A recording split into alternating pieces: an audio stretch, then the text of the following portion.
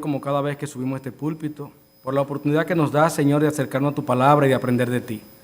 Ayúdanos, oh Dios, en este tiempo para que tú seas que nos dirige en todo momento, Padre, en cada oración que yo pronuncie y en cada pensamiento que llegue a mi mente, Señor, también en cada pensamiento que llegue a los hermanos de la congregación y a los visitantes, Señor.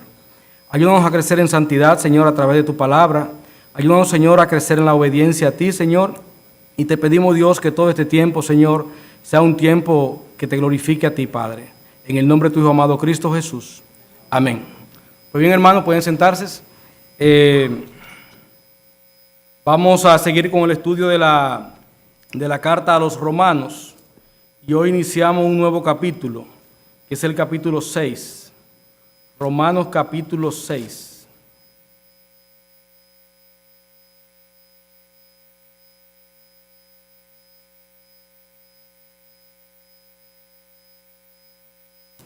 Vamos a trabajar con los primeros 14 versículos. Dice así la palabra de Dios. ¿Qué pues diremos? ¿Perseveraremos en el pecado para que la gracia abunde? En ninguna manera. Porque los que hemos muerto al pecado, ¿cómo viviremos aún en él? ¿O no sabéis que todos los que hemos sido bautizados en Cristo Jesús, hemos sido bautizados en su muerte? Porque somos sepultados juntamente con él para muerte por el bautismo, a fin de que como Cristo resucitó de los muertos por la gloria del Padre, así también nosotros andemos en vida nueva. Porque si fuimos plantados juntamente con él en la semejanza de su muerte, así también lo seremos en la de su resurrección. Sabiendo esto, que nuestro viejo hombre fue crucificado juntamente con él, para que el cuerpo de pecado sea destruido, a fin de que no sirvamos más al pecado. Porque el que ha muerto ha sido justificado del pecado. Y si morimos con Cristo, creemos que también viviremos con él, sabiendo que Cristo, habiendo resucitado de los muertos, ya no muere. La muerte no se enseñoreará más de él, porque en cuanto murió, al pecado murió. Murió una vez por todas, mas en cuanto vive, para Dios vive. Así también vosotros, consideraos muertos al pecado, pero vivos para Dios en Cristo Jesús, Señor nuestro. No reine pues el pecado en vuestro cuerpo mortal, de modo que lo obedezcáis en sus concupiscencias. Ni tampoco presentéis vuestros miembros al pecado como instrumentos de iniquidad, sino presentaos vosotros mismos a Dios como vivos de entre los muertos, y vuestros miembros a Dios como instrumentos de justicia. Porque el pecado no se enseñoreará de vosotros, pues no estáis bajo la ley, sino bajo la gracia. Dios bendiga su santa palabra. Cuando llegamos a este punto de la carta, ya hemos visto el hecho de que la justificación es por fe y que esa justificación por fe trae como resultado paz para con Dios y además del dominio además de libertad del dominio del pecado.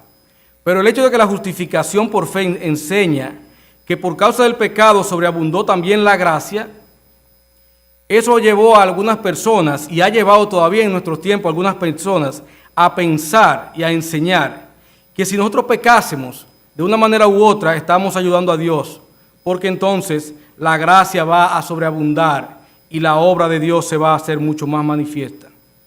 En este pasaje veremos que por el contrario, nuestra nueva vida en Cristo debe estar completamente separada del pecado, sin importar cuáles sean las circunstancias. Pero para que veamos la grandeza del amor, la misericordia y la gracia de Dios, quiero referirle la historia de una cárcel de El Salvador. En estos días salió un reportaje en El País de una cárcel en El Salvador, el Centro Penitenciario de San Francisco Gotera, en el departamento salvadoreño de Morazán.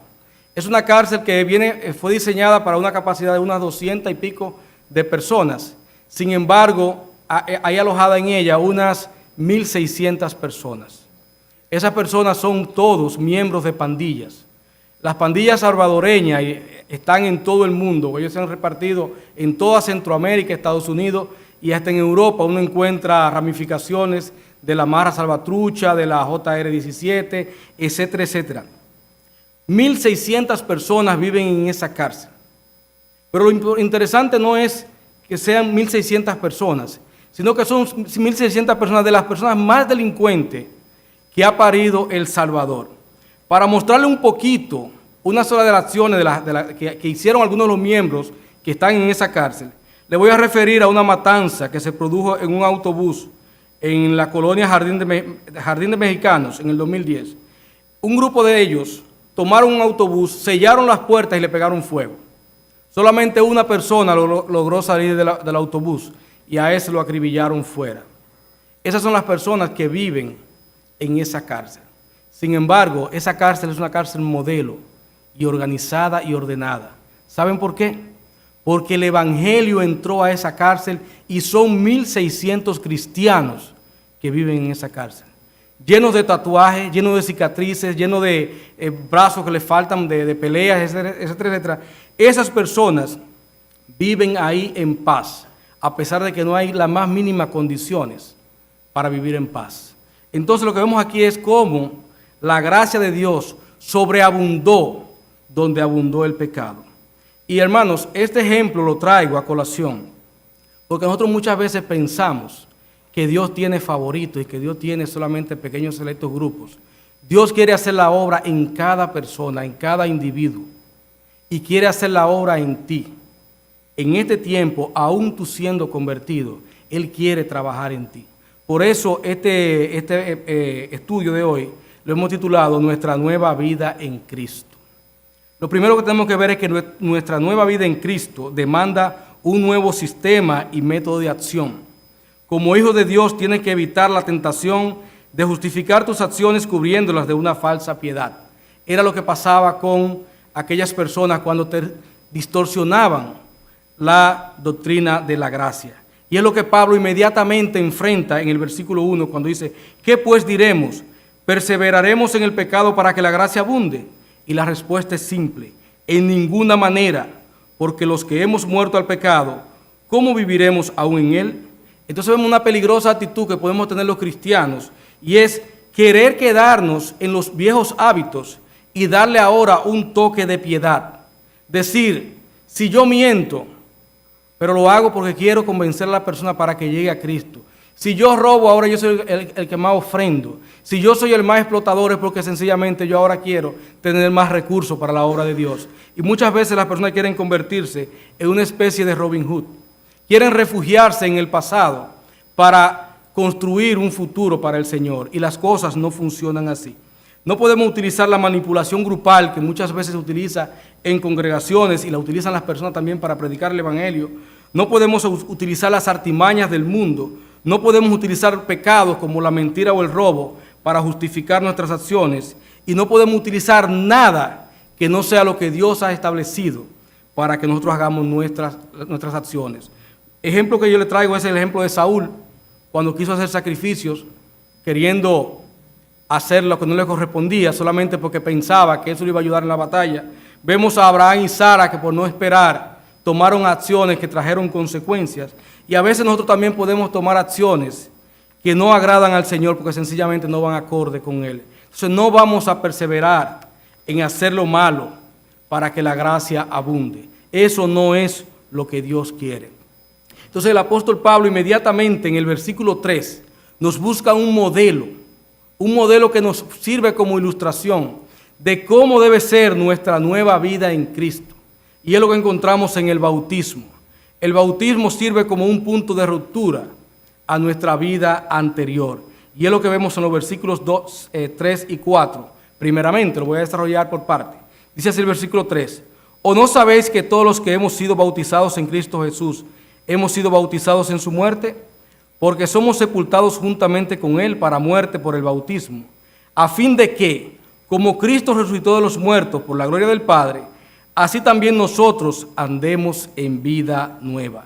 Y lo vemos aquí, lo primero que encontramos es en el versículo 3, que el bautismo se da como un hecho cierto en todos los creyentes. Cuando una persona profesa a Cristo como su Señor y su Salvador, debe surgir en su corazón una ansia por obedecer. Y el primer mandato a obedecer es el mandato del bautismo. La persona debe desear bautizarse, debe desear identificarse con el Señor. El bautismo se da como un hecho cierto, hermano. Si usted no se ha bautizado y es cristiano, sencillamente debo decirle que usted está actuando completamente contrario a lo que nos muestran las Escrituras. Encontramos muchos ejemplos en las Escrituras. Traigo Hechos 2, cuando Pedro predica el discurso a todos los que estaban reunidos, dice la palabra de Dios. Así que los que recibieron su palabra fueron bautizados y se añadieron aquel día como 3,000 personas. 3,000 personas escucharon el evangelio, aceptaron a Cristo y todos fueron bautizados. Vemos aquí que hubo una prontitud, una premura. Vemos en Hechos 8, 24 al 40, el caso del eunuco etíope, aquel a quien Dios manda a este muchacho, a Felipe. Dios manda a Felipe a predicarle a una sola persona. Él estaba haciendo su obra allá en Samaria y todos los que recibían a Cristo, dice la palabra de Dios, al principio del capítulo 8, todos eran bautizados. El eunuco etíope, cuando escucha la palabra, cuando Felipe les predica la palabra en base a un trozo de la Biblia, que era lo que él tenía, que era de Isaías, en base a eso él le presenta a Cristo. Inmediatamente él dice, ¿qué impide que yo sea bautizado? ¿Qué impide que yo me identifique con mi Señor? ¿Qué impide que yo me identifique con mi nueva fe? E inmediatamente Felipe le contesta, si crees de todo corazón, bien puedes. Y respondiendo dijo, creo que Jesucristo es el Hijo de Dios. Y mandó, no Felipe, sino el eunuco, y mandó parar el carro y descendieron ambos al agua, Felipe y el eunuco, y le bautizó. Entonces vemos aquí que una persona que se convirtió inmediatamente, él toma la iniciativa de que él quiere bautizarse. Pero vemos también con el caso de Cornelio, cuando Pedro visita al centurión Cornelio, cómo inmediatamente le predica la palabra y todos se arrepienten, inmediatamente todos son bautizados. Entonces, hermanos, se desprende de todo eso, que el bautismo es para personas que tienen conciencia de pecado. O sea, no puede ser para un bebé, tiene que ser para una persona que sabe que ha pecado, que sabe que es su situación y que al aceptar a Cristo inmediatamente quiere identificarse con el Señor. El bautismo tiene un significado muy especial en el verdadero cristiano. El bautismo no es solamente un ritual de pasar por las aguas y que la gente vea que ya yo me bauticé y que por lo tanto la iglesia me trate como hermano. El bautismo implica mucho más que eso. Nos identifica con la muerte y resurrección de nuestro Señor Jesucristo. Es un testimonio exterior de algo que ha sucedido en nuestro interior. Usted primero se convierte y al convertirse se da cuenta que tiene que obedecer y eso lo mueve a usted a dar ese testimonio público, a identificarse. Al hacerse el bautismo por inmersión, que es cuando se coloca a la persona debajo del agua, ¿verdad? Lo que se simboliza es que todo nuestro ser anterior ha muerto. Todo nuestro ser anterior ha muerto. Nuestra identificación con Cristo no puede ser parcial. Es verdad que la santificación, que es el producto que viene de la justificación y lo cual se está tratando en este pasaje, es verdad que la justificación es progresiva, eso es cierto, pero el bautismo, la entrega debe ser total para que el Señor pueda trabajar en cada una de nuestras áreas. Hay áreas de pecado que nosotros no vamos a identificar el día que nos bautizamos, pero el Señor al momento en que te entregaste a Él, Él te la va a empezar a identificar y va a empezar a trabajar contigo en cada una de esas áreas. Y ahí es que viene el proceso, el desarrollo de la santificación cristiana. Identificarnos con la resurrección de Cristo nos enseña que somos nuevas criaturas y que por tanto no podemos vivir una nueva vida. Ya podemos vivir una nueva vida que agrade a Dios. Al identificarnos con esa muerte y al salir del agua estamos diciendo, ya aquel viejo Eduardo murió, ya aquel viejo Eduardo pasó. Observen que siempre se hace un testimonio y se hace antes de la inmersión. Luego de la inmersión a usted lo que le queda es obedecer y vivir para el Señor. Pero hermanos, el bautismo también nos recuerda que nuestra unión con Cristo es eterna y en la eternidad el pecado no tiene poder. Es lo que vamos a ver en los versículos que van del 5 al 10. Dice así la palabra de Dios. Porque si fuimos plantados juntamente con Él en la semejanza de su muerte, así también lo seremos en la de su resurrección, sabiendo esto, que nuestro viejo hombre fue crucificado juntamente con Él para que el cuerpo del pecado sea destruido, a fin de que no sirvamos más al pecado. Porque el que ha muerto ha sido justificado del pecado. En estos 3 versículos vamos a ver lo siguiente. Los bienes celestiales están ligados a los sufrimientos terrenales. Si no nos identificamos con el Cristo de la cruz, no podemos identificarnos con el Cristo exaltado. Tan simple como eso, hermanos. Si fuimos plantados juntamente con Él en la semejanza de su muerte, así también lo seremos en la de su resurrección. No podemos aspirar a una cosa sin tener la otra. Si nuestros pecados no fueron clavados en esa cruz, si nosotros no fuimos identificados con Cristo en esa cruz, si Cristo no murió por nosotros en esa cruz, entonces nosotros no tenemos ninguna esperanza más allá de una condenación eterna. Ya estamos capacitados para decir no al pecado y Él ya no es nuestro amo. No tiene la capacidad por sí solo de esclavizarnos. Es lo que vemos aquí en el versículo 6.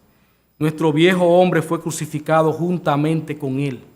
Nosotros ahora no tenemos la obligación, como la teníamos antes, de obedecer al pecado. Si ahora lo hacemos sencillamente por nuestra propia concupiscencia, porque queremos hacerlo, porque queremos disfrutar en lo que se considera disfrute en el mundo de esa situación. Pero en realidad, nosotros tenemos el poder de decir no. Tenemos que decir, como dijo el apóstol Pablo en Gálatas 2:20, con Cristo estoy juntamente crucificado y ya no vivo yo, mas vive Cristo en mí. Y lo que ahora vivo en la carne, lo vivo en la fe del Hijo de Dios, el cual me amó y se entregó a sí mismo por mí. No desecho la gracia de Dios, pues si por la ley fuese la justicia, entonces por demás murió Cristo. Si nosotros pretendemos justificarnos ante Dios y no a través de la obra de Cristo, entonces nuestra justificación nunca va a ser valedera. Solamente a través de Cristo, a través de nuestra identificación con el Cristo crucificado, es que podemos tener una vida nueva. Y hermano, en el versículo 7 encontramos una frase proverbial, porque el que ha muerto ha sido justificado del pecado. Las personas siempre dicen que la muerte termina con todo, y desde el punto de vista terrenal, la muerte termina con todo.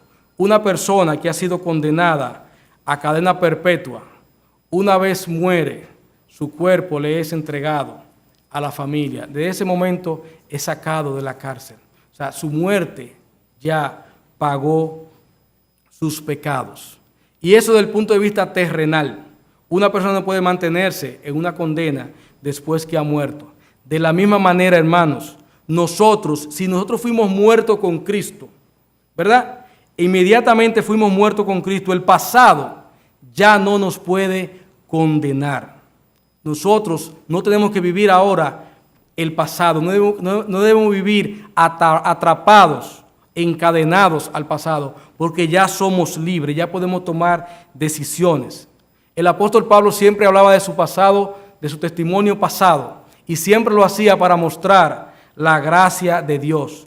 Cuando vemos estas personas, de las cuales le hablé en principio, que están en una cárcel, de personas que preparada para personas malas, colocados ahí intencionalmente en gran número de diferentes grupos para que se maten, vemos que la obra de Cristo hecha en sus corazones produjo un resultado diferente. Miren qué pasó. Una nota tomada del País, tal como lo escribió quien escribió el artículo. La tranquilidad llegó a esta prisión gracias a la Biblia y a los pastores, que han conseguido varios milagros. No hay violencia. Todo está perfectamente limpio y ordenado a pesar de la masificación. Los presos se tratan con respeto. Y se ha logrado algo que parecía impensable antes de caer del caballo de la conversión. Vemos aquí que esta persona conoce mucho de la conversión de Pablo, que muchas personas la refieren a que Pablo cayó de un caballo, aunque la Biblia no habla en ningún momento que haya sido de un caballo, pero él tomó esa analogía. Dice aquí que todo esto parecía impensable antes de caer del caballo de la conversión. Conviven en el mismo lugar pandillas diferentes. Y yo le agregué 1,600 cristianos, 1,600 hermanos. Entonces, hermanos, vemos aquí que cuando usted se convierte, cuando usted ha pasado a una nueva vida, el pasado no debe ser quien dicte la norma de su vida, sino Cristo. Dice así Romanos 6, 8, para seguir en el mismo tema. Y si morimos con Cristo, creemos que también viviremos con Él, sabiendo que Cristo, habiendo resucitado de los muertos, ya no muere, la muerte no se enseñorea más de Él. Porque en cuanto murió, al pecado murió una vez por todas, mas en cuanto vive, para Dios vive. Lo primero que encontramos en el versículo 8 es que nuestra vida de fe es un testimonio de nuestra esperanza en el Señor.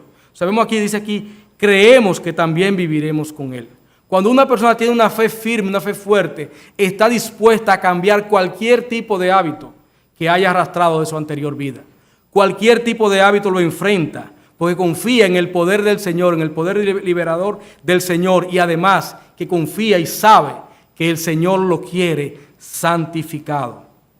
La exaltación de Cristo es nuestra garantía presente y futura, como lo vemos en el versículo 9, sabiendo que Cristo, habiendo resucitado de los muertos, ya no muere, la muerte no se enseñorea más de Él. Y lo que nos está diciendo la palabra de Dios aquí es que si nosotros nos identificamos con Cristo en su muerte, también nos identificamos en su resurrección.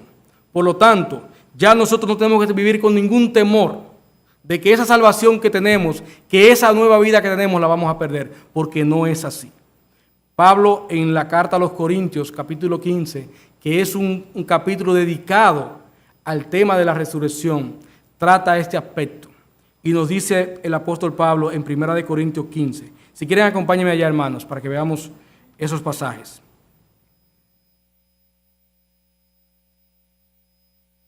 Primera de Corintios, capítulo 15. Muchas personas consideraban, aún llamándose cristianos, que los muertos no resucitaban. Habían sido permeados por ciertas filosofías y también por las creencias de los judíos que no creían en la resurrección. Y Pablo este capítulo lo dedica para mostrar la importancia de la resurrección en la vida cristiana, la importancia de que tengamos en cuenta todos los aspectos de la resurrección en nuestras vidas. Porque si no lo tomamos en cuenta, hermanos, inmediatamente vamos a empezar a cojear. Dice la palabra de Dios en 1 Corintios capítulo 15, versículo 16. Porque si los muertos no resucitan, tampoco Cristo resucitó. Y si Cristo no resucitó, vuestra fe es vana, aún estáis en vuestros pecados. Miren la implicación, ¿verdad? Entonces también los que durmieron en Cristo perecieron.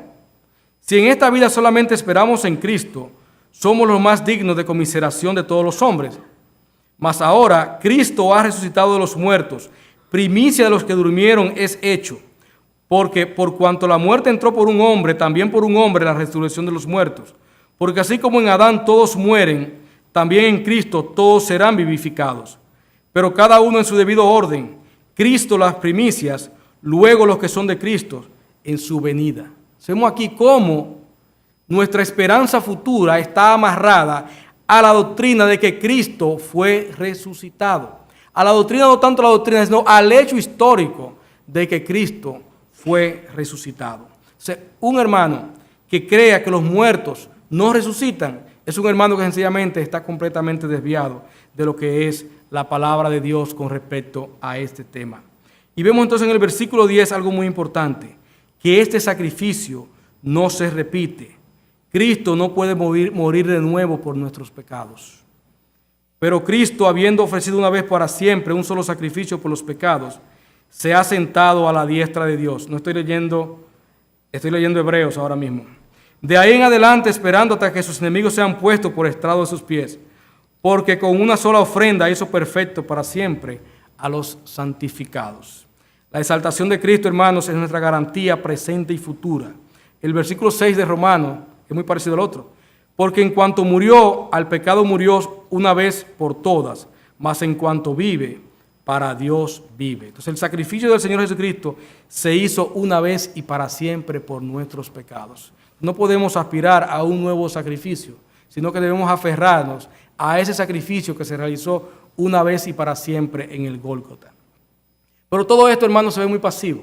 Se ve a un hermano que recibe bendiciones, un hermano que recibe salvación eterna, que recibe una nueva posición, que recibe una nueva capacitación de vida, ¿verdad? Pero todo esto lleva a algo muy importante, Y es que tu nueva vida en Cristo debe moverte a actuar conforme a esa nueva vida. O sea, no te puedes quedar pasivo. Un cristiano no puede ser estático. Un cristiano antes obedecía al pecado, ahora tiene que obedecer al Señor. Y todo aquel que obedece al Señor termina trabajando. Todo aquel que obedece al Señor termina sirviendo. Busquen el ejemplo de los apóstoles. Cómo inmediatamente lo llamaba, lo ponía a servir. Cada vez que una persona se convierte de corazón, esa persona es movida en su corazón a servir en lo que sea. El Señor coloca su Santo Espíritu en ti y te mueve a servir. Pero muchas veces somos batalladores y hacemos que el Espíritu Santo se quede a un lado. Dejamos que nuestros nuevos viejos hábitos se impongan y no dejamos que el Señor sea el que nos guíe a actuar. Y lo que vamos a ver en los versículos del 11 al 14 es que tu nueva vida en Cristo debe moverte a actuar. Dice así Romanos 6, versículo 11. Así también vosotros consideraos muertos al pecado, pero vivos para Dios en Cristo Jesús, Señor nuestro. No reine pues el pecado en vuestro cuerpo mortal, de modo que le obedezcáis en sus concupiscencias. Ni tampoco presentéis vuestros miembros al pecado como instrumentos de iniquidad, sino presentaos vosotros mismos a Dios como vivos de entre los muertos, y vuestros miembros a Dios como instrumentos de justicia.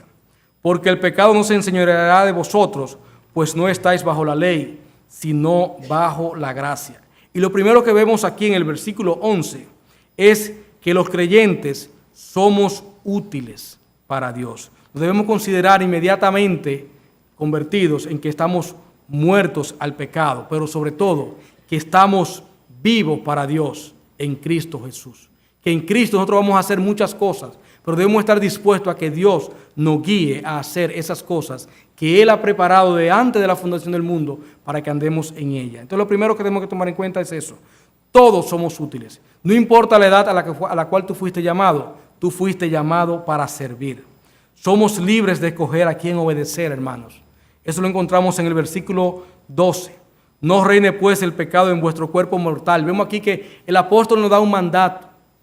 No dejemos que sea el pecado quien gobierne nuestra vida. O sea, nosotros podemos elegir a quién obedecer. Y si queremos hacerlo correctamente, debemos obedecer a nuestro Señor. En el versículo 13 encontramos que también somos libres de escoger cómo vivir. Dice así, ni tampoco presentéis vuestros miembros al pecado como instrumentos de iniquidad.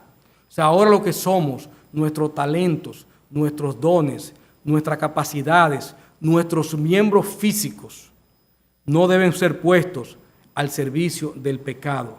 Todo lo contrario, sino que debemos presentar todas esas cosas a Dios para que sea Dios quien los use de la manera que Él dictamine. O sea, nuestros miembros deben estar en manos de Dios como instrumentos, no de pecado, sino de justicia. Así que, hermanos míos, vemos que aquí hay un cambio en nuestras vidas. Nuestra vida ahora debe ser otra cosa. Nuestra vida debe ser que si yo antes era bueno negociando, ahora debe ser bueno predicando el Evangelio. Porque al fin y al cabo es una transacción. Tú estás presentando al Señor Jesucristo a aquella persona, mostrándole a la persona una necesidad que tiene. Veámoslo como si fuera un producto. Abro comillas. La persona tiene una necesidad y tú sabes cuál es la solución a esa necesidad, que es Cristo, y tú se la presentas. De la misma forma, una persona que Dios le haya puesto el don de la enseñanza, ahora puede educar y formar a otras personas. Del mismo modo, una persona que es muy elocuente también el Señor le ha ido poniendo dones para que pueda ser un buen predicador. Así que, hermanos míos, el Señor lo va preparando a usted desde antes de usted nacer. Esos dones que usted tiene, esas habilidades que son especiales suyas, esas habilidades y esos dones, Dios los puso allá a su tiempo para que a su momento el Señor entonces los utilice. Recuérdense el apóstol Pablo. Pablo era una de las personas más impetuosas, un individuo que no solamente hacía lo que le correspondía, sino que pedía hacer más. Recuerden que pidió permiso, cartas para ir a perseguir, porque ya había terminado con su zona, ahora quería más territorios. ¿Verdad? Ese mismo Pablo, con ese ímpetu que tenía, una vez se convierte, ahora quiere conquistar el mundo para el Señor. Asimismo nosotros, nuestros dones y talentos puestos por Dios, ejercitados posiblemente en los tiempos de pecado, ahora lo debemos guiar para que el Señor lo use para su gloria y honra. Efesios 4:22 nos dice de otra manera: en cuanto a la pasada manera de vivir, despojaos del viejo hombre que está viciado conforme a los deseos engañosos, y renovaos en el espíritu de vuestra mente, y vestíos del nuevo hombre creado según Dios en la justicia y santidad de la verdad. Y vemos aquí que eso se lleva a lo práctico, por lo cual, desechando la mentira, hablad verdad cada uno con su prójimo, porque somos miembros los unos de los otros. Y vemos en el versículo 28 lo que nos dice: el que hurtaba, no hurte más, sino trabaje. Vemos aquí un cambio, ¿verdad? Haciendo con sus manos lo que es bueno, para que tenga que compartir con el que padece necesidad. Vemos aquí que un individuo que antes le quitaba al otro, ahora produce para darle al otro. Entonces, hermano, el llamado a la santidad está presente en toda la Biblia. Dios espera que nuestra vida refleje el carácter de aquel que nos rescató, nos justificó y nos santificó. Dios ha provisto los medios de gracia para que podamos vivir una vida que le agrade. Que nuestro pensamiento, el cual genera la acción, sea como el del apóstol Pablo a los Gálatas, como leí ahorita: con Cristo estoy juntamente crucificado y ya no vivo yo, mas Cristo vive en mí. Y lo que ahora vivo en la carne, lo vivo en la fe del Hijo de Dios, el cual me amó y se entregó a sí mismo por mí. Hermanos, que el Señor les bendiga a todos. Amén. Vamos a orar. Padre, gracias por tu Hijo, Señor, porque no solamente dio su vida por nosotros, sino que también nos capacitó para que podamos vivir una vida, Señor, que le ejemplarice a Él, Señor. Que sea, Señor, una vida que le siga a Él y que sea, Señor, una vida que lleve gloria y honra a Dios Padre. Ayúdanos, Señor, a valorar los dones y talentos que tú has puesto en nosotros y a ponerlo al servicio tuyo, Señor. Que aquellas obras de iniquidad que antes hacíamos, Señor, ahora se conviertan en obras de gracia, en obras que te glorifiquen, Señor. Que aquellos dones y talentos que tú pusiste en nosotros, Señor, ahora sean tus dones y tus talentos, Señor, para tu obra y para tu gloria. Gracias, Dios, por todo. En el nombre de tu amado Cristo Jesús. Amén.